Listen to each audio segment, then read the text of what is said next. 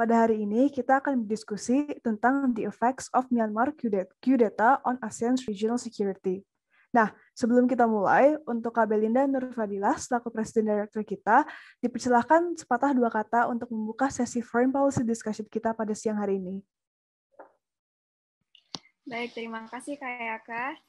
Dan halo teman-teman semua, kita udah lama nggak berjumpa di kegiatan FPCI. Hari ini kita akan mengadakan dan menyelenggarakan acara internal kita seperti biasa, yaitu Foreign Policy Discussion yang ketiga. Nah, di sini kita akan membicarakan topik yang sedang kerap kali dibahas oleh dunia internasional, yakni yang seperti kita sudah ketahui, kudeta Myanmar.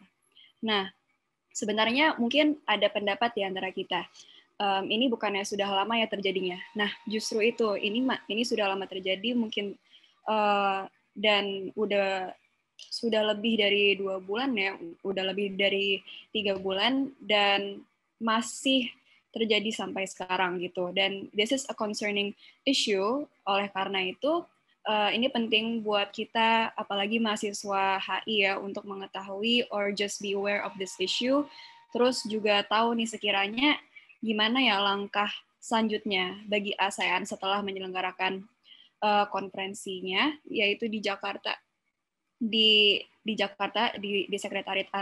sekretariat ASEAN seperti biasanya. Nah, di situ memang Presiden Jokowi kalau nggak salah mengatakan kalau he condemn the kudeta yang sedang masih terjadi lah gitu di Myanmarnya. Tetapi sebenarnya kayak apa ya, pernyataan itu is it effective in mitigating the issue gitu. Bagaimana sih sekarang situasinya yang terjadi? Nah, hari ini akan ada speakernya dari Rizky ya. Nah, Rizky akan membawakan materinya, dan dari study guide-nya pun bagi tim R&D, it is a very good study guide for us to read. Ini memberikan kita secara brief dan secara jelas, nggak bakal bingung kalau baca study guide buatan R&D ini tentang Myanmar kudeta sampai setelah si KTT ASEAN ini. Oke, without further ado, aku berikan lagi ke Kak Yaka. Thank you. Thank you Kak Belinda. Nah, pasti kan udah pada nggak sabar dengerin what we have stored for all of you. Ayo semuanya on cam, dan untuk Rizky, waktu dan tempat dipersilahkan. Yes. Oke, jadi kita langsung mulai aja. Thank you for your presence, guys. Terima kasih udah hadir. Untuk FPD 3 ketiga kita hari ini, kita bakal bahas tentang dampak dari kudeta di Myanmar terhadap ASEAN Regional Security. Langsung halaman berikutnya, Tin. Untuk hari ini kita ada 4 bagian pembahasan, dan di akhir kita akan ada trigger question tentunya. Untuk bagian pertama, kita bakal bahas secara singkat historical background dari negara Myanmar sendiri. Untuk yang bagian kedua, kita mulai di tahun 1900-an dari sejak Myanmar merdeka. Yang ketiga, kita bakal bahas kudeta yang barusan. Dan yang keempat, kita bakal bahas dari sudut pandang ASEAN. Slide selanjutnya, Tin. Langsung lagi, ya. Oke, jadi bagian pertama, historical background dari Myanmar sendiri. Kita lihat di paling atas, sekitaran tahun 1000-an, itu ada, kalau di Indonesia kan kerajaan pertama itu Kutai ya. Nah, kalau di Myanmar, kerajaan pertama itu namanya Pagan. Jadi, daerah Myanmar yang sekarang itu sebagian besar dari kerajaan Pagan itu. Nah, tahun 1200-an, kerajaan Mongol menginvasi Pagan. Nah, makanya kalau sekedar fun fact, kalau kalian ingat di Myanmar, ada satu daerah dan kelompok pemberontak yang namanya Shan kan. Nah, Shan ini basically datang sama orang-orang Mongol ini dari zaman ini. Berikutnya dari tahun 1500-an, dengan bantuan dari Portugis, Myanmar akhirnya waktu itu masih Pagan, akhirnya bisa bergabung lagi, bisa bebas. Bisa jadi negara yang namanya Burma, tapi ini bukan independence ya, mereka baru bebas doang. Nah, singkat cerita yang ketiga kejadian di bawah, ini adalah ketika Inggris menyerang Myanmar. Singkat cerita, akhirnya tahun 86, ya Inggris berhasil menguasai seluruh Myanmar. Slide berikutnya. Nah, ini udah mulai agak modern. Seperti yang kita tahu, Jepang mulai ekspansi kan ketika Perang Dunia II. Nah, tahun 42, Jepang menguasai Burma. Nah, di tahun 45, dengan bantuan Inggris, sekelompok orang-orang yang namanya FPL, anti-fascist, ya intinya kelompok anti-fasis, perlawanan terhadap Jepang, berhasil membebaskan Burma dari Jepang. Nah, dia ini dipimpin oleh Aung San. Nah, Aung San ini nanti bakal dijelasin lagi, tapi basically Aung San ini adalah bapaknya Aung San Suu Kyi. Nah, tahun 47 sayangnya Aung San itu bersama kelompoknya yang waktu itu jadi kayak pemerintah sementara karena baru habis bebas dari penjajah kan, ya dibunuh lawan politiknya. Nah, setelah itu tahun berikutnya akhirnya Myanmar merdeka dengan nama resmi Union of Burma. Waktu itu yang jadi Prime Minister Bapak ini namanya UNU. Dia ini Menteri Luar Negeri pas Jepang jajah Burma. Oke, slide berikutnya, Tin. Nah, Aung San ini latar belakangnya itu pada awalnya mereka membangun, dia salah satu pendiri Partai Komunis Burma. Nanti di berikutnya lebih banyak lebih. Tapi intinya dia ada salah satu bapak pendiri Myanmar. Mungkin kalau di Indonesia itu kayak Bapak Soekarno, Bapak Muhammad Hatta, dia salah satu the founding fathers of Myanmar gitu. Nah, keluarga dia punya 3 anak, 2 anak laki-laki, yang pertama dan kedua. Terus itu ada Aung San Suu Kyi. Dia anak termuda dari Aung San, dia lahir tahun 45. Foto itu diambil tahun 47, pas Aung San pas Suu Kyi baru umur 2 tahun.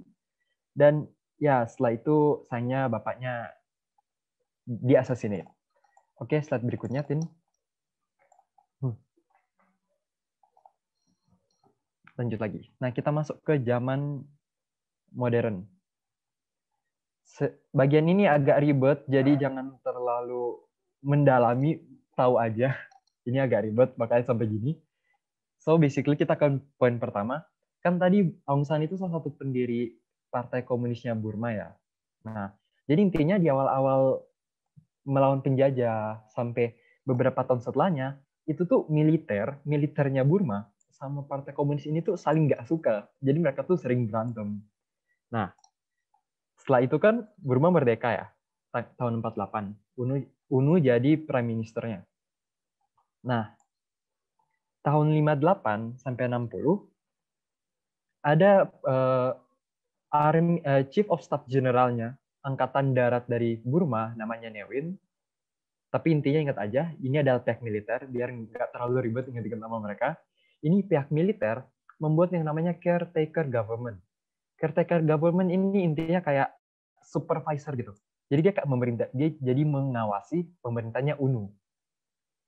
Nah, waktu itu karena UNU kurang becus mengembangkan Burma setelah merdeka,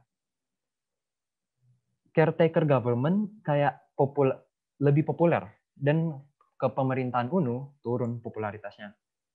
Nah, tahun 60 ada election, ada pemilu. Partainya UNU menang. Basically militer ini nggak suka UNU karena di sini katanya dia promote Buddhism sebagai agama negara dan juga dia mentoleransi gerakan-gerakan separatis yang rame. Gue nggak bakal terlalu go into deep ke gerakan separatis ini karena banyak banget. Tapi intinya Myanmar pun sampai sekarang itu banyak gerakan-gerakan separatis. Nah, kalau gue istilahin tahun 62 ada yang namanya first coup. Jadi di sini militer pertama kali kudeta mengoverthrow pemerintah waktu itu. Jadi waktu itu singkat cerita mereka mengubah sistemnya jadi otoriter, nggak ada oposisi, ya basically being otoritarian. Nah mereka berkuasa di Myanmar sampai 88. Berikutnya Tin. Oke. Nah waktu tahun 88 itu Ne Win si kepala angkatan darat militer itu dia resign. Dia waktu mau turun, dia bilang, oh, gue bakal buat reformasi ekonomi ke arah yang lebih baik ya, bla bla bla. Itu maksudnya dari anti-retorik di sini. Dia banyak menjanjikan perubahan yang baik-baik, tapi waktu itu orang penggantinya militer, sama aja bawahan dia gitu. Makanya orang-orang ngamuk. Terjadi yang namanya 88. I don't know how to read this, but intinya 8888 uprising. Nah, di tahun yang sama, Aung San Suu Kyi membuat NLD, National League of Democracy, partainya dia. Nah, tahun 89, Suu Kyi mulai dianggap berbahaya karena NLD mau ikut pemilu. Nah, jadi dia ditangkap untuk pertama kalinya. Sekadar spoiler, dia udah sering banget di house arrest. Makanya gue kasihan sama tuh ibu. Dia dikit-dikit di house arrest pokoknya. Tahun 90, NLD menang. Nah, tapi sekedar spoiler juga, militer ini punya pola yang sama banget. Dia ignore hasil dari election itu, jadi militer terus berkuasa kan tahun 90. Nah, di bagian ini lumayan ribet, gue persimpel dari tahun 2000-an sampai 2010. Intinya ada berbagai perubahan-perubahan yang baik, ada yang buruk. Nah, contohnya yang baik. Waktu itu ya media agak diperbolehkan bekerja, jadi nggak cuma state media dan lain-lain, tapi ada juga yang negatif. Contohnya mungkin kalau kalian ada yang tahu tentang Saffron Revolution atau demo 2007, nah waktu itu pemerintahnya buat kebijakan pemberhentian subsidi terhadap bahan bakar, ricuh. Atau yang Saffron yang waktu itu banyak orang yang demo, tapi waktu itu banyak biksu yang ikut demo. Makanya namanya Saffron, karena itu ngikutin nama jubah biksunya. Terus mereka dibantai gitu. An important mention here also, di tahun 82 mungkin itu ada undang-undang yang mengatur tentang kewarganegaraan. Mungkin kalau bagi kalian yang lumayan mendalami Rohingya, ya undang-undang ini salah satu yang patut untuk difokuskan, karena di undang-undang inilah orang-orang seperti Rohingya dianggap tidak sah menjadi warga negara. Nah, kemudian di tahun 2005, nah ibu kotanya pindah ke Naypyidaw, dan nah di sini yang lumayan fokus saja.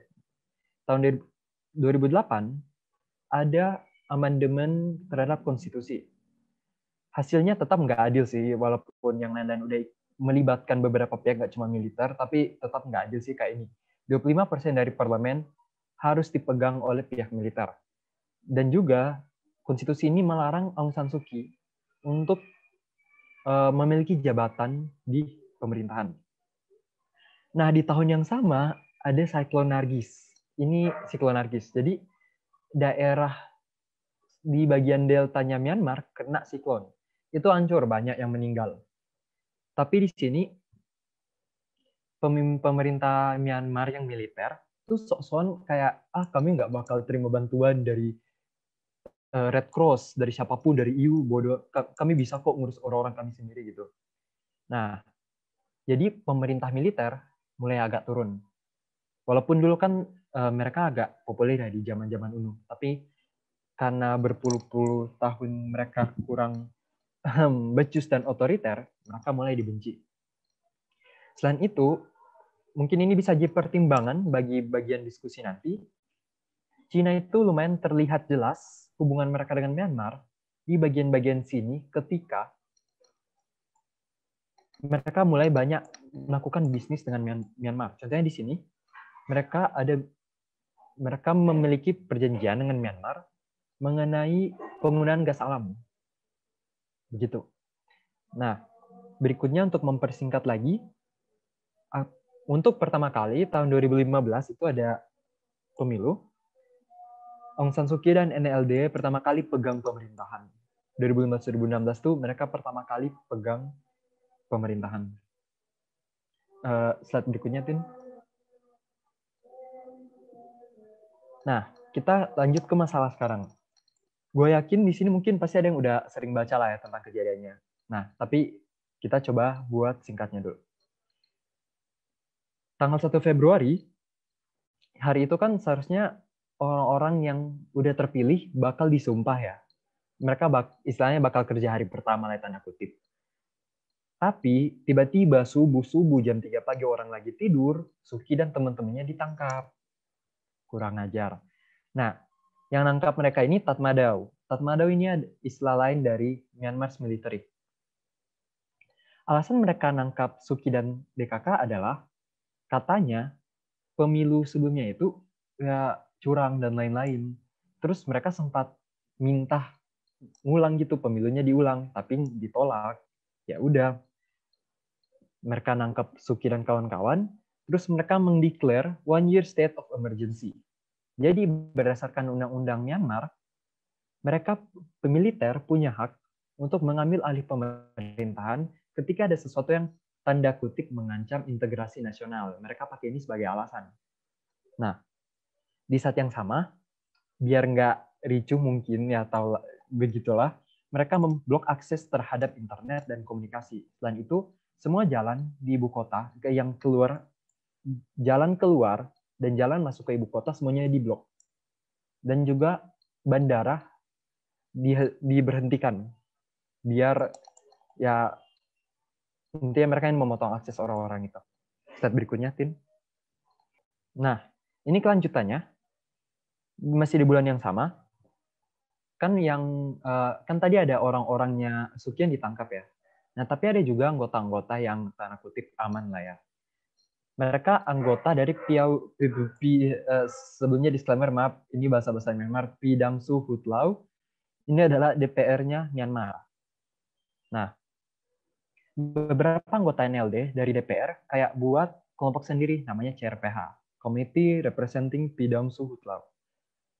Mereka ini dibuat dengan tujuan untuk membebaskan tanda kutip kawan-kawan mereka dan memaintain the regular function of parliament. Nah, di bulan April, CRPH buat National Unity Government. Buat orang-orang, National Unity Government ini adalah kabinet yang resmi, pemerintah yang resmi. Slide berikutnya, Tin. Nah, kan yang kudeta 2021 ini berasal dari 2020 election. Kalau kalian ingat tadi gue udah cerita dari dulu-dulu ya. Selalu militer tuh berulah di pemilu. Kira-kira menurut kalian siapa yang mendominasi di election itu? Sampai Tatmadaw marah gitu. Partainya siapa?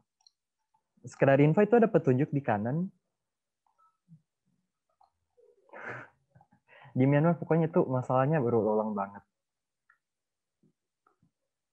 Ayo, Mungkin partainya siapa yang menang? Ada yang tahu? Siapa tahu dapat hadiah? Ya juga sih. Sekedar info, memang baca-baca masalah Myanmar tuh kayak repetitif banget dan ya there's a pattern there.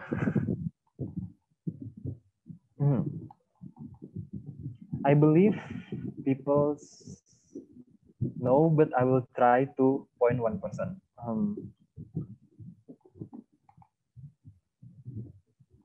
Okay. Dina Novita, are you there? Din.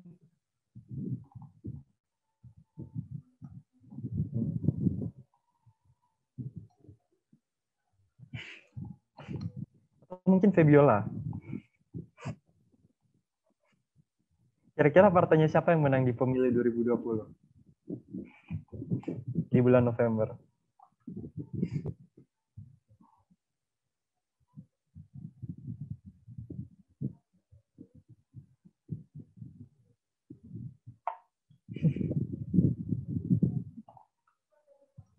Sebenarnya pilihannya ya.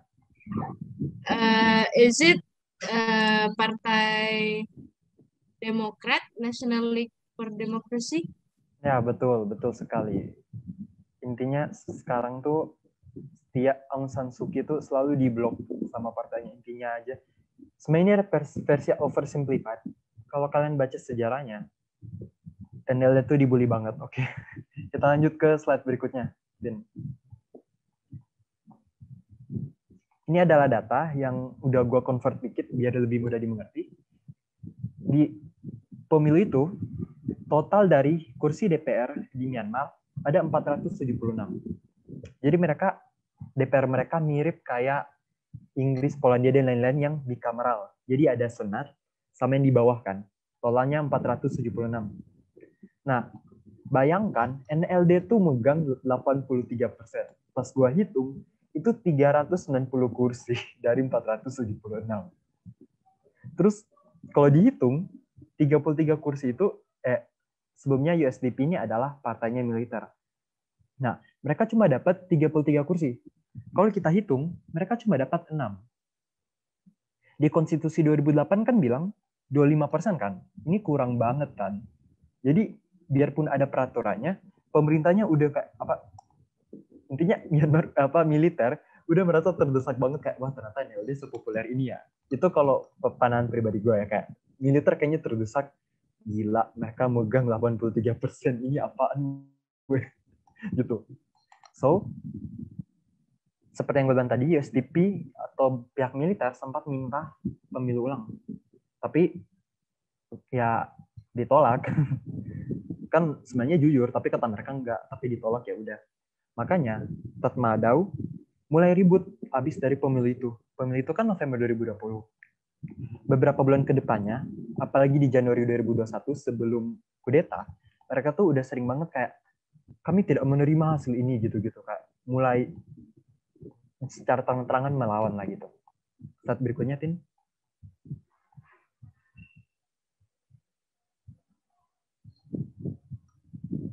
Nah, masalah tadi ribet. Sekarang kita bakal lihat gimana ASEAN dan Myanmar selama ini udah ya berinteraksi dengan satu sama lain. Pertama kita bakal lihat apa sih yang mereka buat barusan ini tahun 2021. Waktu itu pemerintah Indonesia bersama ASEAN mengadakan Special ASEAN Summit tanggal 24 April 2021. Mungkin kalau kalian baca-baca berita, yang diundang bukan Suki dan kawan-kawan, yang diundang adalah General Min Aung Hlaing. Ya intinya pemimpin militer mereka. Pemimpin militer ini kan melakukan kudeta. Dan seperti yang kalau kalian lihat tadi di slide, NUG, National Unity Government, itu dianggap sebagai pemerintah yang sah. Apalagi kalau kalian baca-baca berita kan pasti bisa melihat kan gimana masyarakat Myanmar tuh mendukung banget Aung San Suu Kyi. Jadi ketika ASEAN bersama Indonesia malah undang pemimpin militer yang dianggap nggak sah, orang-orang marah. Makanya kalau kalian baca-baca berita ini jadi kontroversi di antara negara-negara dan pihak-pihak di dunia internasional. Nah, dari meeting ini menghasilkan yang namanya 5 points consensus. Singkat cerita, ini intinya kayak menghentikan the cessation of conflict, penghentian konflik, dan lain-lain semacam itu. Tapi di draft akhirnya, yang sebenarnya ada poin yang berkata bebaskan para tahanan Aung San Suu Kyi dan NLD dan lain-lain, itu dihapus. Kayaknya ASEAN berusaha ya menarik hati Min Aung Hlaing dan kawan-kawan dengan ya menghapus poin itu. Slide berikutnya, Tin. Nah, itu kan sekarang. Kalau dulu gimana? Sebelum tahun 98, ASEAN tuh bodo amat sama Myanmar. Mereka tuh memegang teguh prinsip non-interference. Jadi, mereka menganggap ya udah yang pas kudeta 60 yang pas ricu-ricu itu ya udah itu masalah domestik mereka, kita nggak punya hak untuk mengintervensi gitu. Bahkan ada beberapa kasus di mana beberapa instance di mana ASEAN malah bela Myanmar gitu sebelum tahun 98. Nah, setelah 98 ASEAN mulai aktif karena mereka udah gerah sama orang Myanmar. Mereka mulai melakukan yang namanya enhanced interaction. Enhanced interaction ini gimana? Basically, ini intinya apa ya? Lebih mulai membuka diri terhadap conversation, diskusi, dan juga friendly advice, peer pressure, dan juga ini unfavorable or critical collective diplomatic commentary. Maksudnya apa? mereka boleh secara terang-terangan bilang gua nggak suka, lu nggak stabil gitu. Mereka kan dulu kayak ya udah diam-diam aja. Sekarang mereka terang-terangan bilang yang lu lakuin itu salah, itu nggak demokratis dan itu nggak beneficial for your state life gitu. Dan sekedar kalau ini gue belum taruh di PPT karena gue baru dapat info tadi pagi, jadi kayak ngegibah. Jadi dapat info tadi pagi, Tatmadaw udah mengeluarkan udah menyampaikan lewat konferensi katanya mereka bakal melaksanakan yang ada di 5 points consensus itu setelah tanda kutip menstabilkan Myanmar dulu. Ya, I will let your own thoughts to process that. Gue bakal dari kalian memproses ya udah itu artinya apa dari si pihak militer sendiri. Begitulah. Kita lanjut ke slide berikutnya. Thank you. That's all for today's. And yeah, this is the trigger question. So yeah, I think in this part I and Kayaka will do it jointly. Kita bakal handle bagian ini jointly kan. Oke. So ya, saya kembalikan ke Kayaka. Oke, thank you Rizky for the fruitful presentation atau fruitful gibah bisa dibilang. Tadi kan sempat di-mention nih kayak apa namanya sejarah Myanmar kan belibet, ada bolak-balik bentuk apa bolak-balik yang megang pemerintah, terus apa the whole history repeat itself lah ya. Jadi mungkin kita sekarang bisa mulai diskusi kita melalui trigger question yang pertama, yaitu how do you describe ASEAN's image in the international world prior to the coup? Mungkin ada yang ingin apa namanya share their thoughts mungkin? Ya, halo. Halo. Ya, sebelumnya thank you buat Rizky atas presentasi yang sangat baik, sangat bagus dalam penyampaiannya. Mungkin tadi maaf pertanyaannya how do you describe ASEAN image in international world? Ya. Mungkin kalau menurut saya sendiri ini pertanyaannya agak fokusannya mungkin agak diganti mungkin ya karena kan tentang efektivitas apakah ASEAN tadi efektif dalam menangani kasus ini kan, konflik ini. Tapi pertanyaannya lebih ke world image kan. Saya ingin menjawab sendiri kalau dari kalau dari pandangan dunia internasional sendiri sebenarnya tentang konflik ini ASEAN ya karena ada prinsip non intervensinya tadi tidak bisa dengan bebas gitu untuk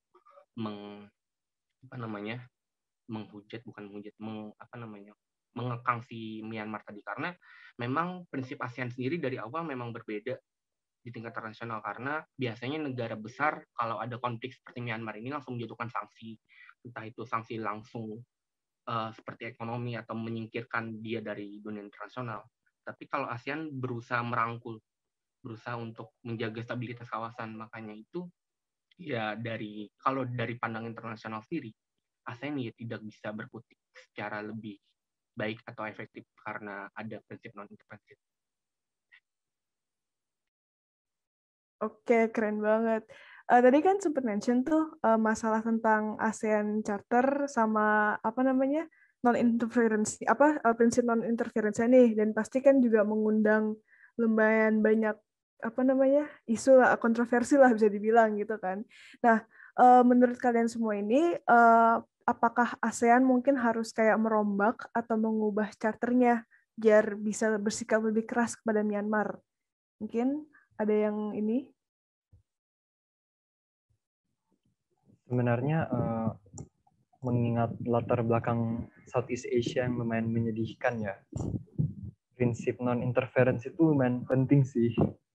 Tapi menurut gue pribadi ya sebaiknya ada yang dirombak. Harusnya kita buat kayak gimana ya, walaupun kita nggak secara terang-terangan intervensi secara militer, tapi at least kita harus buat sesuatu yang lebih tegas gitu. In the form of sanction. Tapi di satu sisi, gue juga mempertimbangkan tadi, kayak apalagi negara-negara Indochina, itu kan lumayan lebih parah lagi ya latar belakangnya kayak kita pas tahun 60-an, tahun 90-an itu kita udah konflik-konflik internal, sisa konflik internal lah tanda kutip ya. Tapi itu negara-negara Indochina ya nggak cuma Myanmar, kayak Laos, Vietnam, dan lain-lain itu kan ya lumayan banyak intervensi dari luar ya, tanpa menyebut aktor-aktor tertentu. Jadi I think ya kita coba ubah, but more in the form of economic sanction. Oke. Kalau ini ada yang angkat tangan nih, Dina, di-unmute aja. Thank you so much for the opportunity, Kayaka. Kalau menurut pendapatku sendiri, aku sempat setuju sih sama opininya Rizky. Dia bilang perlu ada mengubah, tapi aku kayak lebih ada peninjauan ulang, karena menurutku pribadi prinsip non-interference dari ASEAN itu sendiri itu udah jadi fundamental prinsipnya di ASEAN berdiri, di mana di awal itu udah jadi istilahnya penekanannya ASEAN untuk menghadapi how to management regionnya dia untuk lebih berkembang lagi. Tapi mungkin ASEAN lebih, kalau menurut pendapatku, perlu meninjau ulang nih, karena non-interference ini bisa menjadi challenge buat ASEAN itu sendiri. Contohnya di kasus Myanmar. Satu lagi ini menjadi satu keuntungan dari ASEAN sendiri untuk membedakan organisasi regional ini dengan sesi regional lain. Menurut aku pribadi gitu sih. That's all. Thank you for the opportunity sebelumnya. Oke, tadi kalau nggak salah ada yang raise hand juga ya? Oh, tadi aku raise hand cuma ya udah nggak apa-apa. Jadi tadi kan Rizky bilang kalau ada ini perlu diubah di charternya kan untuk menangani masalah Myanmar sama military coup ini. Cuma kata Rizky yang perlu diubah economic sanction-nya. Itu gimana?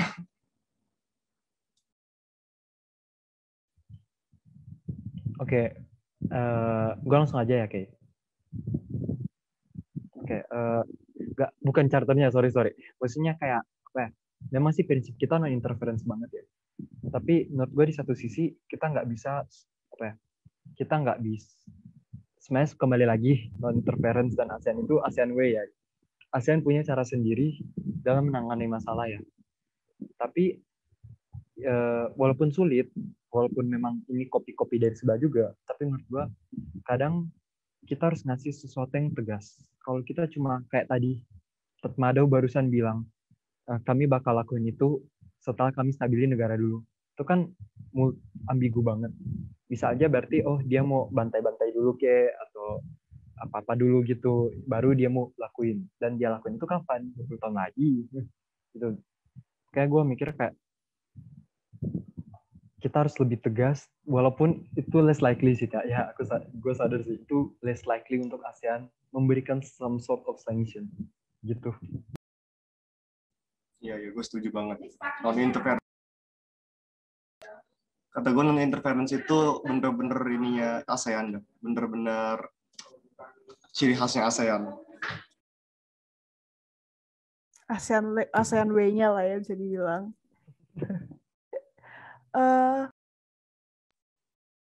Oke, apa namanya? Mungkin ada yang lain, mungkin ada yang setuju ada yang menurut mereka, ada yang punya opini lain, mungkin ada yang kayak nggak harus ganti semuanya, atau mungkin ada yang kayak nggak usah, biarin aja, kayak terakhir kali mereka biarin aja, ntar juga balik lagi gitu.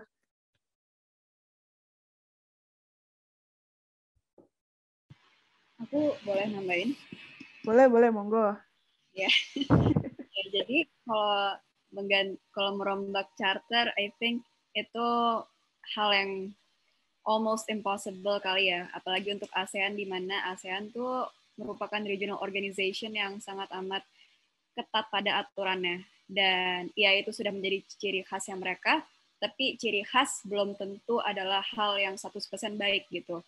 Nah, jadi kayak the principle of non-interference itself needs to be defined lagi gitu loh. Nah, itu non-interference-nya bagaimana itu kayak perlu ada diskusi yang lebih menyeluruh lagi bersama ASEAN Community and the Society of Southeast Asia gitu. Nah, tapi mungkin di sini aku mau melihat dari sisi kita sebagai Southeast Asia-nya, itu tuh international pressure itu tuh pasti memiliki efek gitu, memiliki efek ke negaranya Myanmar sendiri gitu. Karena the power that we have as a as a region itu tuh juga suara-suara dari banyaknya dari negara-negara of Southeast Asia. Baik itu ada dari Timor Leste pun yang bukan bagian dari ASEAN atau mungkin dari negara tetangga ASEAN itu pun bisa menjadi pressure bagi Myanmar, specifically ke Myanmar itu isunya untuk terselesaikan gitu. However, ya cara terselesaikannya we still don't know gitu what's the best way to end it gitu. Tetapi yang pasti kayak we need to know that secara regional organization kita udah tahu that it is hard banget untuk negara ASEAN, untuk pemerintahnya untuk bertindak. Nah, kita sebagai penduduk dari negara ASEAN itu kayak lebih punya power juga secara nggak langsung untuk membantu isu-isu yang terjadi di region ASEAN gitu. Oke, thank you. Itu aja dari aku. Oke, ini ada yang raise hand. Zara Safira, di-unmute aja. Langsung aja. Oke, aku mau berpendapat aja. Menurut aku yang economic sanction itu kurang tepat karena ini kan menyangkut ekonomi dan ekonomi itu menunjang masyarakatnya juga kan. Nah, ini tuh permasalahannya antara pemerintah Myanmar dan militernya. Dan selanjutnya menurut aku juga prinsip non-interference itu udah tepat banget di ASEAN. Yang perlu kita kaji itu adalah dampaknya dari tindakan pemerintahnya itu. Itu kan berdampak ke masyarakatnya. Terus ada pelanggaran HAM juga. Mungkin ASEAN lebih baik bertindaknya di situ. Harus bertindak sama pelanggaran-pelanggaran HAM yang terjadi di Myanmar itu. Untuk masalah pemerintahannya, mungkin ASEAN nggak bisa berbuat banyak karena itu urusan internal mereka kan. Itu udah otoritas pemerintahan mereka begitu. Mungkin ASEAN bisa bantu di penegakan HAM-nya buat masyarakat Myanmar gitu. Oke. Terus ada lagi yang ini mau ngerasain, mungkin ada yang ini mau nyangga. Halo. Ya. Monggo.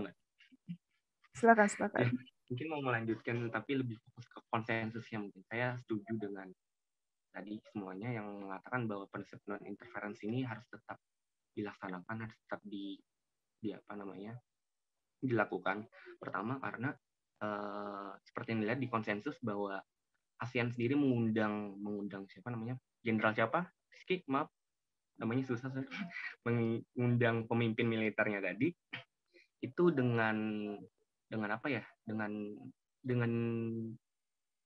mengatakan bahwa bukan pemimpin Myanmar tapi mengatakan bahwa itu pemimpin militer, dan saat dijemput pun itu tidak formalitas seperti dijemputnya biasanya para pemimpin negara.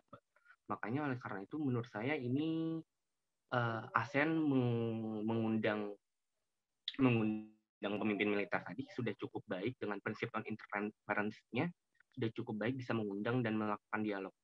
Seperti yang dikatakan oleh Mbak Dina yang mengatakan bahwa ASEAN ini sudah maju beberapa langkah ke depan lah. Karena ini. Tapi yang perlu saya kritisi di sini bahwa ada konsensusnya tadi. Bahwa konsensusnya tadi sudah cukup baik, sudah cukup dipahami oleh kedua pihak ASEAN maupun Myanmar, tapi tidak ada tenggat waktu pertama. Yang mana saya baru membaca juga setelah konsensus pun masih ada pelanggaran HAM yang terjadi di Myanmar.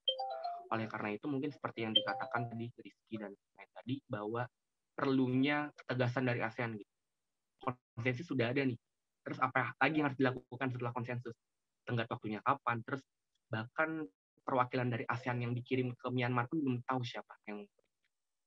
Oleh karena itu mungkin penegasannya ke dalam hal itu, karena dengan prinsip non interference saja ASEAN sudah bisa melakukan dialog gitu.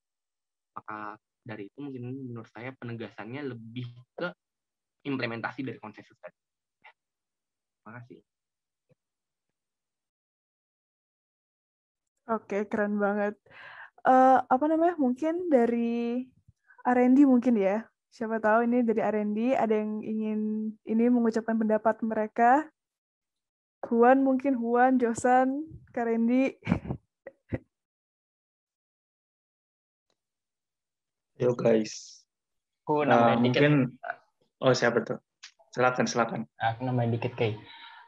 Mungkin dari tadi yang udah disebutin kakak-kakak semua, juga beberapa teman dari R&D udah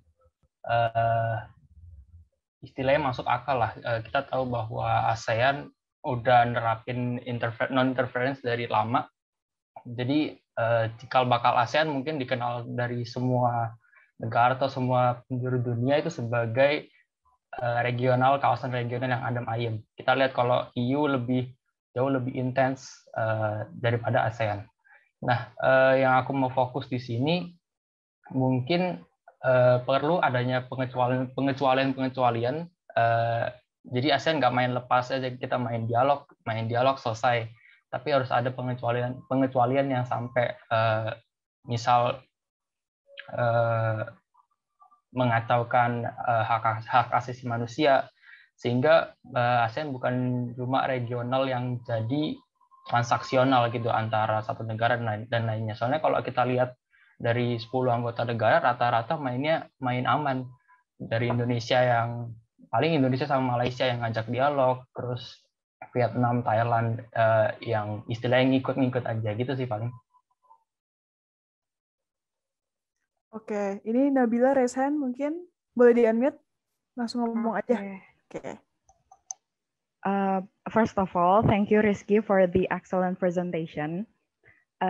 In my opinion, pertama-tama mengenai ASEAN Charter and its non-interference principle, menurut aku itu adalah satu culture dan values yang emang udah ada di ASEAN dari sejak ASEAN itu dibangun. Terus udah gitu menurut aku itu udah dibangun constructively yang memang sudah sesuai dengan ciri khas ASEAN itu sendiri. And that's why prinsip-prinsip tersebut menurut aku tidak akan semudah itu untuk diubah atau disesuaikan dengan masalah yang the current problem saat ini gitu. Nah, tapi memang ASEAN itu secara implementasinya memang tidak yang semata-mata kalau misalnya terjadi sesuatu ASEAN mau untuk memberikan sanksi. Tapi di tahun 2006 ASEAN itu pernah memberlakukan kayak skipping sebagai bentuk punishment kepada Myanmar, di mana pada saat jadi di ASEAN itu chair-nya akan digilirkan alphabetically, dan pada saat itu Myanmar itu kena skipping sebagai bentuk punishment terhadap apa yang mereka lakukan di negara mereka. Correct me if I'm wrong. Aku belum lakuin banyak research mengenai ini, jadi so correct me if I'm wrong. Terus saat ini, menurut aku adalah yang harus di-consider lebih lanjut adalah gimana ASEAN create an effective way in terms of dispute settlement. Nah, especially masalah-masalah yang ada di internal ASEAN itu sendiri, kayak misalnya yang ada di dalam ASEAN member state itu sendiri, termasuk masalah-masalah yang menyangkut urusan-urusan humaniter kayak yang terjadi di Myanmar saat ini. Gitu sih pendapat aku. Thank you. Oke, thank you Nabila. Mungkin ada lain yang ingin merespon terhadap itu tadi, atau mungkin ada yang ada yang ini nggak setuju, kayak ada cara lain gitu atau opsi lain bagaimana ASEAN bisa menindaklanjuti gitu atau merespon terhadap isu ini. Soalnya kan istilahnya ini juga nggak pertama kali lah ya, bukan pertama kali yang terjadi. Eh, aku dong, kayak Kak, mau Oke. berpendapat. Silahkan Kak Randy. Lebih ke ini sih, lebih mau keluarin unek-unek. Tapi mungkin dari penjelasannya Rizky tadi, terima kasih Rizky udah membawakan presentasinya, dan aku juga tahu semua udah mengerti konteks tentang permasalahan ini. Tapi aku cuma mau keluarin bahwa, dan ini juga berhubungan tadi dengan trigger question pertama, bagaimana image dari ASEAN itu dipandang oleh dunia sebelum terjadinya kudeta ini di Myanmar gitu. Jadi salah satu kalimat atau phrase yang pernah aku baca terus keinget sampai sekarang, yaitu dulu sebelum ada ASEAN itu Asia Tenggara itu sering dianggap sebagai Baltiknya Asia, jadi kayak nggak menentu gitu, tiba-tiba bisa-bisa saja kacau at any moment notice gitu, jadi bisa-bisa langsung perang, bisa terjadi kekacauan, dan pada saat terbentuknya ASEAN itu tiba-tiba Asia Tenggara itu jadi peaceful gitu kan, jadi kayak damai, jadi kooperatif. Terus image dari internasional itu, dari komunitas internasional melihat bahwa ASEAN ini telah melakukan hal baik untuk menjaga kedamaian di Asia Tenggara gitu. Nah, dan salah satu poin penting tadi yang udah diskusi oleh teman-teman juga adalah kenapa ASEAN itu berhasil, karena non-interference-nya itu kan, dari aspek non-interference-nya itu. Nah, tapi yang pengen ini open-ended question sih, kalau ada yang mungkin bisa respon ini atau tidak, nggak apa-apa, tapi dilemanya itu, kalau nggak mau interference, nggak mau mencampuri urusan rumah tangga negara lain, terus kalau terjadi hal seperti ini kan kita bingung juga kan, apalagi tadi kita juga udah membahas ASEAN Charter, yang salah satu poinnya itu waktu kelas ASEAN, jujur salah satu poin yang paling ingat itu, negara-negara ASEAN itu berjanji di ASEAN Charter bahwa akan menjunjung tinggi nilai-nilai demokratis. Nah, yang kita tahu, kudeta yang terjadi di Myanmar saat ini sangat jauh dari kata demokratis. Nah, jadi to the extent itu, sebab sejauh mana kita tidak akan menginterference dan sejauh mana kita juga tetap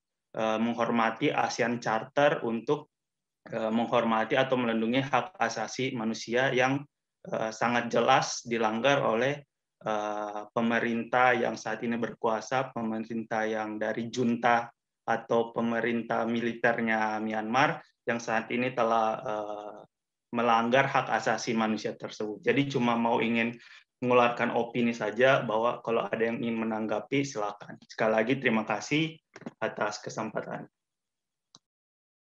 Thank you Kak Randy. Tadi interesting sih, bringing up yang salah satu poin ASEAN Charter itu kan the whole demokrasi, tapi ya itu kalau kudeta itu sangat jauh dari definisi kata demokrasi kan. Mungkin ada lagi yang ingin, oke. Iya, aku mau nanya dong sama tim Randy. Tadi kan wakil kalian kan udah ngomong soal dilema sampai mana interference yang bisa dilakuin oleh negara ASEAN soal masalah-masalah yang ada di ASEAN. Yang tim R&D udah research, kira-kira intervensi apa aja sih yang udah bisa dimasukin sama ASEAN, atau sama sekali memang nggak ada, sama sekali nggak boleh dicampuri dalam masalah apapun? Gue bantu jawab dulu. Sebenarnya di balik yang mulai dari zaman-zaman enhanced interaction itu ya, negara-negara mulai tanda kutip ASEAN Week. Contohnya Malaysia sama Singapura itu hobi banget ngobrol sama mereka langsung kalau dengan pihak Myanmar. Ada juga waktu itu Thailand atau siapa ya? Thailand atau Vietnam kayak tanda kutip ingin membawa mereka ke East Asia Summit. Summitnya Asia sama ASEAN sama plus 3. Jadi kayak mereka pengen apa ya? Mempressure Myanmar itu kayaknya di situ. Tapi ternyata sistem East Asia Summit itu voluntary gitu. Jadi kayak kalau memang nggak mau hadir, nggak apa-apa. Awalnya Myanmar bilang, bakal hadir. Tapi pas katanya udah Hamin berapa gitu, dibatalin katanya. Terus ada juga yang, Indonesia pernah, maaf kalau ini aku agak lupa ya Kak, tapi Indonesia bawa masalah ini tuh ke UN, tapi gue lupa UN bagian mana gitu. Kalau Indonesia, ya. Tapi bukan UNSCD itu. Kalau UNSC ada kan yang kasusnya lagi, tapi kalau Indonesia dia pernah bawa di pembahasan di UN bagian mana gitu. Itu sih kalau yang sejauh ini aku baca Kak. Kalau di masa lampau ada lagi nggak? Kayak apa ya kalau ASEAN nih, asal dulu ya. Kayaknya nggak ada deh, soal yang kudeta sama HAM ini. Oke, mungkin ada lagi yang ingin ini pendapatnya mereka sebelum mungkin bentar lagi kita mau move on ke trigger question yang kedua ya. Mungkin mau nambahin tadi dari Rizky. Oke, boleh. Buat jawab ke Albert.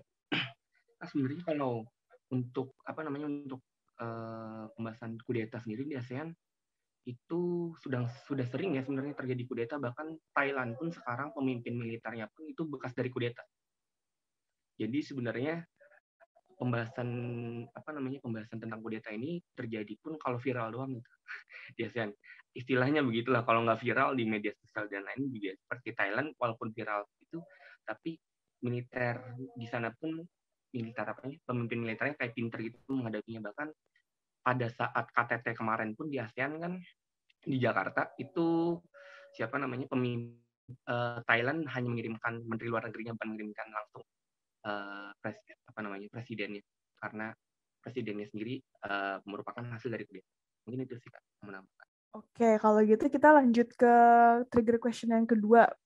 How will the 2021 coup affect international perception on ASEAN? Nah, ini nyambung nih sama kata Karendi tadi tuh mengenai image ASEAN lah bisa dibilang.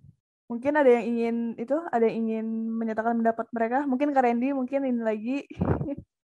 Mungkin untuk pertanyaan kedua ini, bagaimana efek dari kudeta yang terjadi di Myanmar terhadap persepsi internasional untuk ASEAN. Jadi mungkin ini udah agak jelas gitu ya, mungkin bakal tercoreng gitu image-nya ASEAN. Pertama dari segi bagaimana ASEAN tidak bisa tegas gitu untuk mempressure salah satu membernya itu untuk tidak melakukan pelanggaran hak asasi manusia.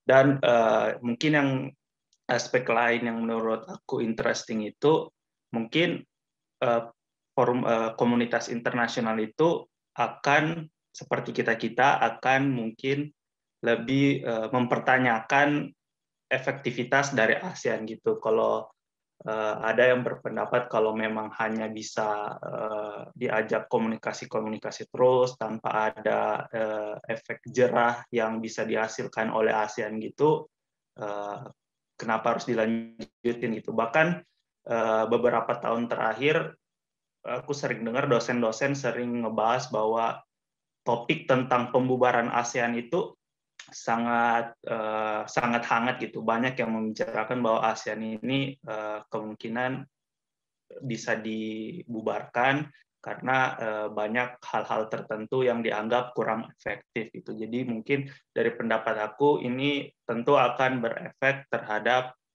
efek negatif terhadap persepsi internasional bagi ASEAN. Jadi mungkin dari aku kayak gitu sih. Thank you. Wah, pembubaran ASEAN nih. Kalau gini deh, kalau misalnya menurut kalian, kalau misalnya ASEAN dibubarin, menurut kalian nih, will it do more harm than good? Soalnya kan tadi juga dibilang kalau sejak ada ASEAN itu istilahnya konflik jauh berkurang lah di region kita ini. Jadi kalau misalnya ada pembubaran ASEAN beneran terjadi, apakah kita akan kembali ke masa tahun 60-an, perihal Ganyang Malaysia dan lain-lain?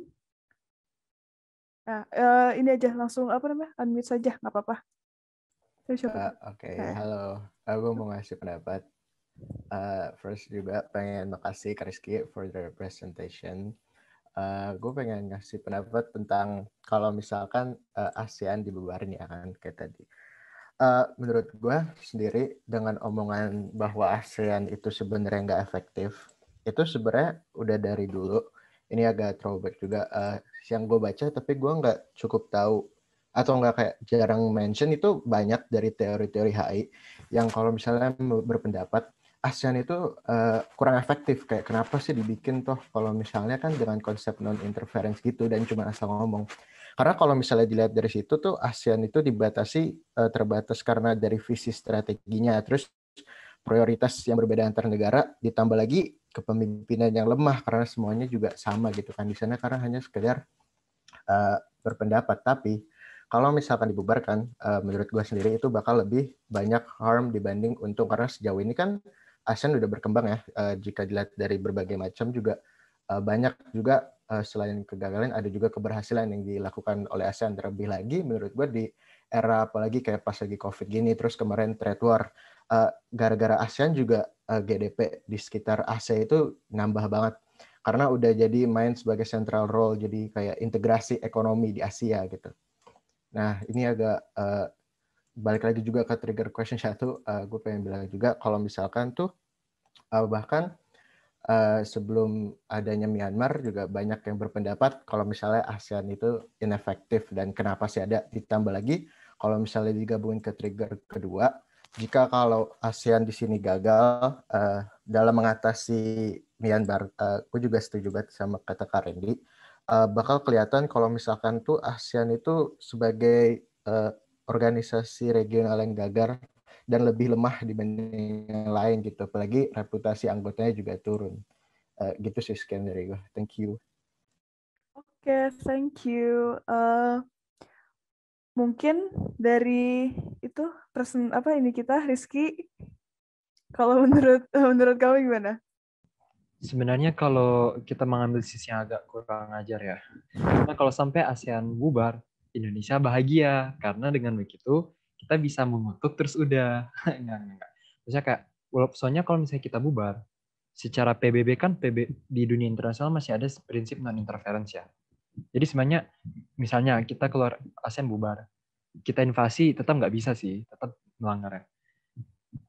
Tapi selebihnya sebenarnya gue merasa itu bakal harming sih kalau memang ASEAN bubar, apalagi dalam konteks dengan Myanmar dan teman-temannya di Indochina, karena kan awalnya ASEAN itu berdiri karena kita nggak stabil.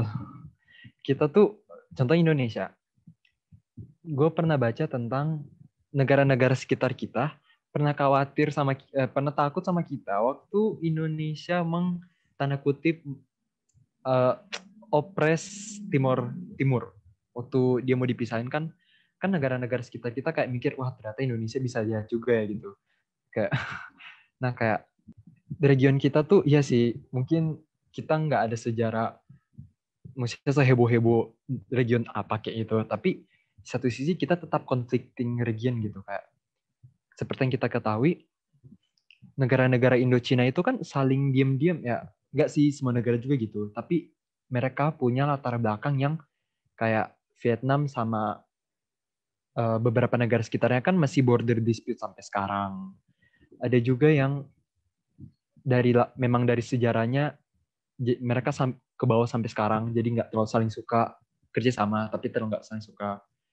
Kayak ada juga yang argue, gue baca dengan kudeta Myanmar ini Vietnam bakal seneng karena katanya kan Vietnam itu sekarang lagi naik ya sebagai salah satu sektor industri dan produksi ya. Nah, Myanmar juga katanya sedang mengusahakan hal itu. Dengan Myanmar nggak stabil, pasti orang-orang bakal melirik Vietnam gitu. Jadi ini salah satu contohnya. Tapi kalau menurut gue iya diharming karena banyak banget dimensi masalah yang ada di Southeast Asia dan adanya ASEAN, kita bisa ketemu bicara baik-baik. Kalau nggak ada ya udah bisa aja sebelah tembak, sebelah kirim pasukan tiba-tiba ya udah kan. Gitu sih kalau menurut gue. Oke, thank you Rizky. Mungkin kalau misalnya Kak Belinda gimana menurut kakak opini-nya? Wah, ini kalau regarding ASEAN bubar enggak sih. Itu bakal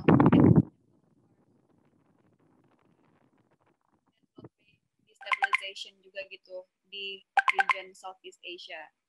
Contohnya gimana ya? Emang kalau misalnya kayak salah satu isu deh, transboundary haze gitu ya, ini terlepas dari Myanmar gitu. Itu kita mengalami transboundary haze pollution antara teritori. Tapi itu karena adanya ASEAN gitu, terus kayak negara-negara ini aware that gue part of ASEAN tuh, jadi sebagaimana mereka bisa kalau misalnya mereka nggak part of ASEAN tuh pasti ngegas antara negaranya tuh bakal lebih lebih straightforward gitu. Tapi dengan adanya ASEAN tuh the tension is less gitu. Nah, jadi tuh adanya ASEAN itu membuat tension di region itu semakin berkurang. Hilang enggak, tapi meminimalisir. Jadi memang kalau isu-isu seperti Myanmar dan isu internal tiap negara itu dan maupun antar negara ASEAN, it's inevitable karena itu juga bergantung antara rezim A, rezim B, dan gimana mereka interact with each other gitu. Tapi maybe that's the beauty of international politics gitu.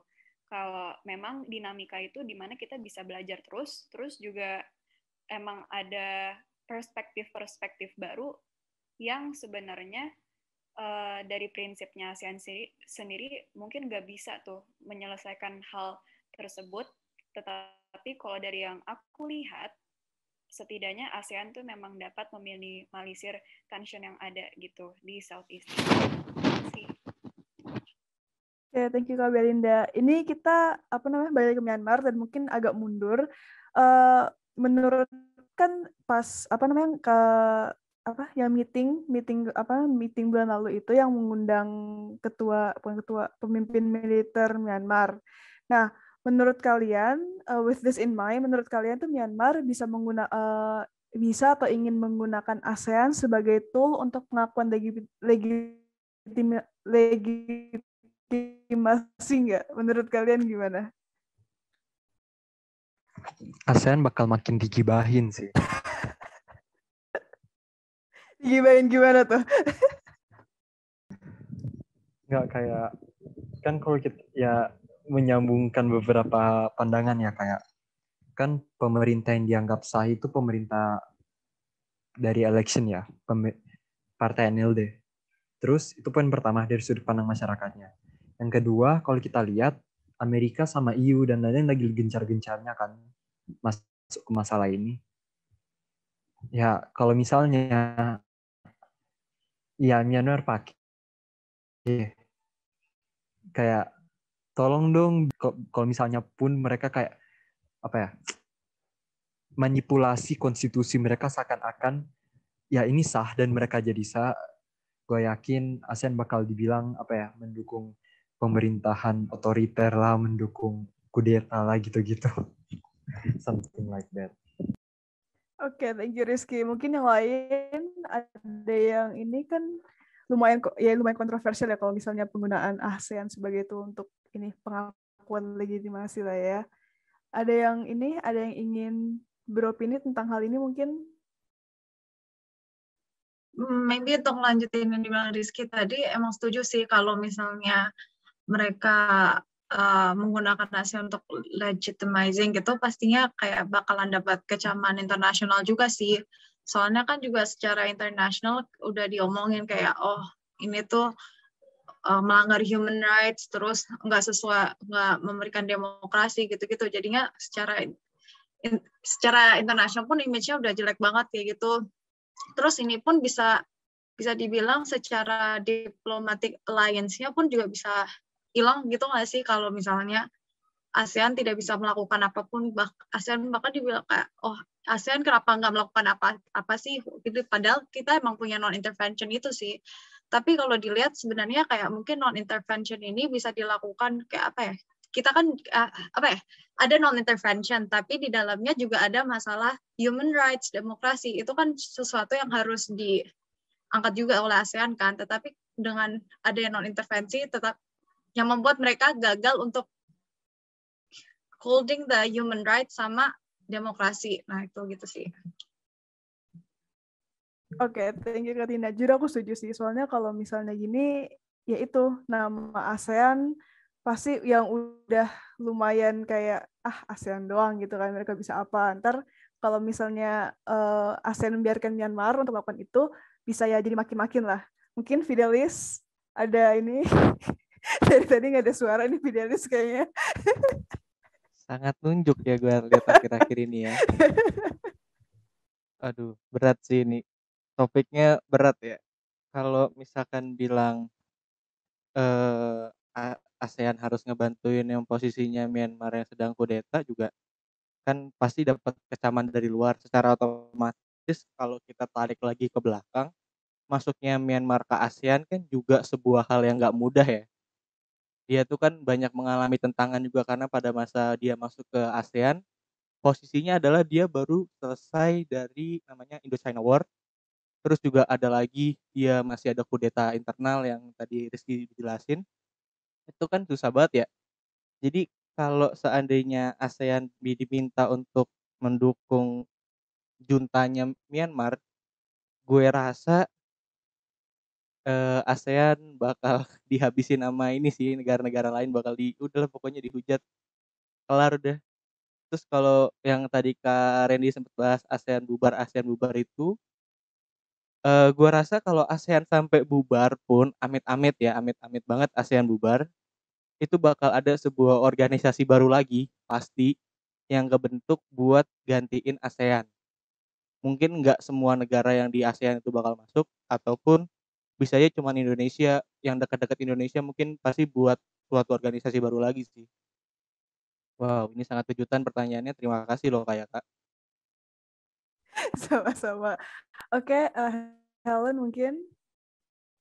Tadi karena Kak Fidel sempat bahas ya tentang organisasi yang mungkin nantinya akan dibentuk untuk menggantikan ASEAN.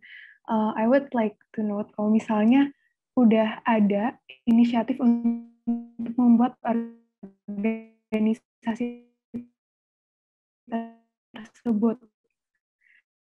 Jadi seminggu yang reject non-intervention dan juga berencana untuk membuat institusi-institusi eksekutif, legislatif, dan judisial seperti halnya di European Union, dan juga berencana untuk membuat semacam Court of Justice yang memimik daripada United Nations itu sendiri.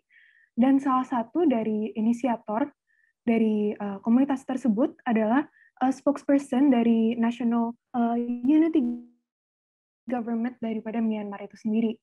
Jadi sepertinya mungkin untuk kedepannya akan ada semacam dinamika-dinamika baru di Asia Tenggara terkait dengan organisasi regional dan juga otoritasnya itu sendiri.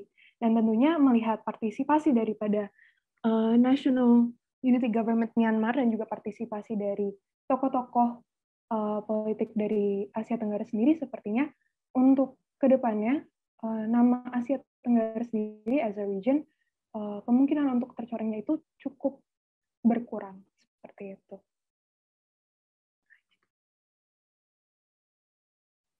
Oke, thank you so much Helen. Mungkin ada yang ingin merespon, lumayan nih, ada apa ini baru, Southeast Asia Community ya kalau nggak salah tadi ya.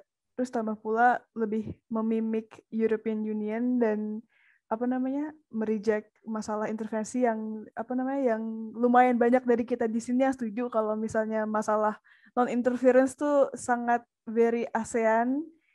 Mungkin apakah itu dengan adanya itu bisa kayak mulai menghilangkan identitas ASEAN, khas ASEAN lah udah dibilang. Ada yang ingin merespon? Mau nanya dong, tadi itu organisasinya apa? Wait. The South for short. SEAC ya kalau nggak salah ya? Iya. Baru seminggu yang lalu launching-nya dan juga press conference. Interesting. Atau mungkin untuk sekarang kita lanjut ke trigger question 3 dulu kali ya. Untuk question yang ketiga, If you are the leader of an ASEAN country, preferably but not limited to Indonesia, what will you offer as a solution to this conflict vis-a-vis ASEAN's regional stability and security? Jadi kalau misalnya kalian atau kita adalah sebuah pemimpin ASEAN, misalnya kayak Indonesia, tapi nggak harus Indonesia, mungkin solusi yang bisa ditawarkan itu apa ya kira-kira? Ya, maaf tiba-tiba kepikiran dari yang SEAC tadi ya. Unik, berarti ASEAN bakal ada rival ya, menarik. Oke, kalau secara pemimpin ASEAN, salah satu negara ASEAN, seharusnya kita lebih kita kan biasa ngobrol, misalnya ya salah satu ciri utama dari ASEAN Way adalah proses kita yang konstruktif, yang pelan-pelan, yang ngobrol, dan lain-lain. Sebenarnya kalau gue bakal propose yang masih sama sih. Gue masih memegang pandangan kalau sebaiknya kita ngasih sesuatu yang keras sih contohnya. Tapi ini less likely banget buat ASEAN. Tapi semacam misalnya, ya udah Myanmar nggak bakal mendapat manfaat dari AFTA misalnya. Toh kalau Myanmar gini terus, perjanjian dia sama ini yang dengan ASEAN misalnya bakal dibatalin paksa misalnya. Something like that, I think. Oke, thank you Rizky. Mungkin yang lain ingin mengutarakan opininya. Oke, ada tuh unmute aja. Oke, halo. Sorry, gue mau nyoba masih ini dari apa yang udah pernah gue baca juga. Buat misalnya solusi apa yang bisa dilakuin sama ASEAN. Misalnya jadi pemimpin ASEAN. Kan tadi dibilang juga kalau misalkan sebelumnya ASEAN itu pernah pengen nyelesain masalah, tapi yang di-invite itu malah Myanmar yang bukan Aung San Suu Kyi-nya ya, tapi yang militernya instead. Dan itu yang jadi kontroversial. So harusnya itu karena kita juga ASEAN kan komunikasi ya, jadi itu harusnya tuh saluran komunikasinya tuh terbukanya nggak cuma sama militer, tapi sama perwakilan rakyat Myanmar juga. Misalnya kayak Aung San Suu Kyi itu.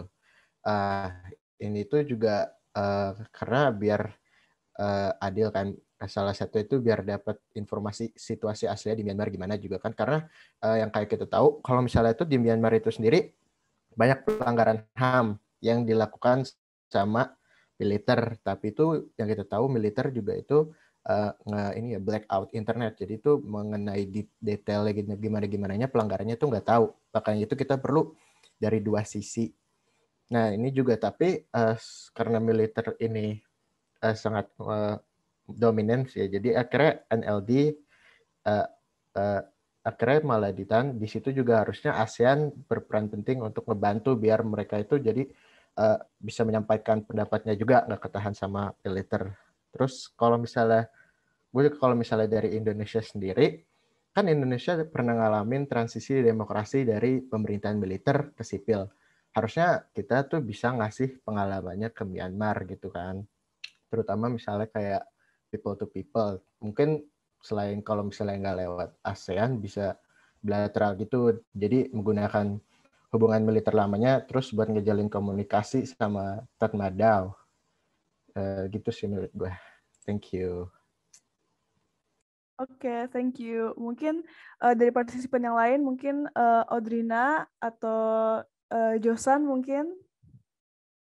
Ya, mungkin mau melanjutkan dari pembahasan dari Habib ya tadi ya. Ya, mungkin menurut saya malah yang dilakukan ASEAN udah cukup benar. Kenapa mengundang pemimpin tadi, pemimpin militernya, karena pertama alasannya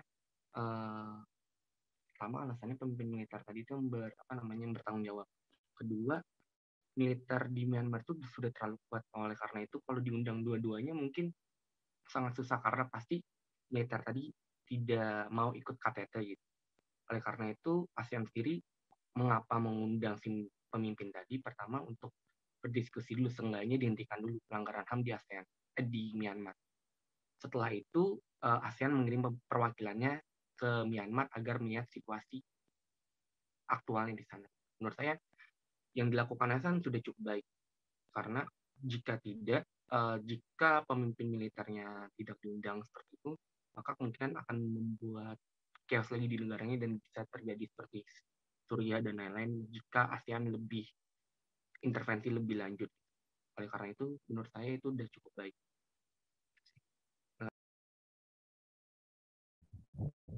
Oke, thank you. Fidel, mungkin yang lagi out of frame, mungkin bisa ini kalau misalnya Fidelis sebagai Presiden Indonesia Iya. menghadapi isu ini. Bentar ya, masuk frame dulu nih. Di luar dari frame soalnya tadi nih ya. Dapat. Masuk frame dulu nih. Oke. Udah masuk ya? Udah. Oke. Jadi gue tadi habis berpikir gila juga sih, maksudnya kalau gue jadi presiden gitu ya, apa yang bakal gue lakuin buat kasus ini. Mungkin pertama gue akan mencoba dengan cara halus dulu, maksudnya kayak dengan caranya Pak Jokowi yang sekarang, yang kayak dia dalam KTT-nya udah ngingetin dari ke Myanmar untuk selesai kudeta secepatnya, dan kita juga dari ASEAN bakal ngirimin beberapa staff yang buat ngebantu prosesnya itu. Kalau memang mereka tetap batu ya gitu ya, kita bikin ini aja, main di ekonominya dia aja. Kita kasih hukuman secara ekonomi, finansial segala macam juga ya pasti kan juga tobat ya, secara nggak langsung ya. Gitu sih. Kan kita kalau ngeluarin senjata nanti salah lagi gitu kan. Kalau ngeluarin senjata salah, ngeluarin maksudnya ultimatum juga salah ya. Kita main halus aja, tapi halus tapi yang bisa mematikan aja ekonominya, yang kita kena sanksi gitu. Udah, makasih Kak ya. Dadah. Ada yang bilang halus melalui santet. Sangat Indonesia ya taktiknya. Oke. Apa namanya? Sebelum kita benar lagi tutup, mungkin ada yang lain ingin mengutarakan pendapatnya. Mungkin ada yang setuju, seharusnya kita santet aja mungkin si Myanmar biar cepat kelar aja. Kirim rudal. Oke, Kakak boleh mau beropini. Oke, monggo Kak Randy. Oke, thank you atas kesempatannya. Thank you tadi Fidel udah out of frame, mantap. Frame-nya cuma kayak nggak sampai sepertiga loh, kepalanya cuma munculnya dikit doang. Nah, kalau tentang opini, aku mau berpendapat bahwa dari tadi kan kita udah ngobrolin tentang ASEAN dan udah ada perspektif dari yang mendukung dan tidak mendukung, yang mengkritik dan tidak mengkritik, dan yang menyetujui bahwa performance atau kebijakan yang diambil oleh ASEAN itu ada yang bilang tidak cukup, ada yang bilang cukup. Tapi aku mungkin cuma mau kasih kayak konteks gitu bahwa kalau kita bandingin di luar ASEAN gitu, tentu seluruh dunia sudah mengecam tentang pelanggaran hak asasi manusia di Myanmar, terutama Amerika Serikat sebagai kita tahu salah satu superpower yang di dunia yang mencekam bahwa hak asasi manusia di Myanmar itu sangat no gitu, sangat tidak diperbolehkan. Nah, untuk konteksnya gitu, kita bilang ASEAN itu hanya mengkecam doang tanpa ada real effort gitu. Tapi kalau kita bandingin dengan yang lain juga, bahwa seperti Amerika Serikat juga mengkecam, tapi yang aku baca itu pemimpin di Myanmar, pemimpin militernya itu dari bacaan yang aku baca itu lebih condong dia nggak peduli gitu kalau negara Myanmar dikasih sanction, economic sanction, karena menurut dia Myanmar itu sudah sufficient enough tanpa ada hal-hal seperti itu, tanpa ada bantuan mungkin atau economic sanction kayak gitu nggak akan berpengaruh bagi Myanmar menurut dia, karena salah satu fakta Myanmar itu sangat di-backing oleh Cina. Seperti tadi yang ada di pembahasan sebelumnya, ada yang membahas tentang Vietnam, mungkin Rizky ya tadi yang bilang ya. Dan karena memang Myanmar itu juga memang ingin seperti Vietnam untuk menjadi salah satu pusat industri yang produktif itu, yang kayak labor murah, kayak bisa menjual hal-hal murah gitu yang bisa meng-attract ekonomi. Nah, itu di backup oleh Cina. Dan di Cina juga dia mengkecam dan ataupun tidak mengkecam itu agak ambigu, tapi dia bilang secara resmi dia tidak mengkecam, tapi dia hanya bilang dia menginginkan kestabilan di negara Myanmar. Nah, ini salah satu kompleksitas dari diplomasi lah menurut aku. Jadi hanya ingin menambahkan di konteks diskusi kita, mungkin kita bisa melihat atau bisa mengkomparasi dengan effort-effort apa yang telah dilakukan oleh negara-negara lain selain organisasi ASEAN gitu. Jadi mungkin hanya seperti itu. Mungkin semoga bisa menambah diskusi lah. Tapi ya sekiranya hanya gitu doang sih. Thank you.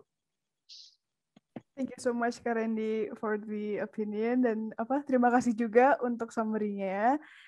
Jadi bisa kita bilang despite its criticism, ASEAN is more or less the best option that we have as of now. Sekian dari acara kita pada hari ini. Terima kasih untuk semuanya yang sudah berpartisipasi dan juga yang sudah datang. Thank you semuanya. Terima kasih semuanya. Thank you semua.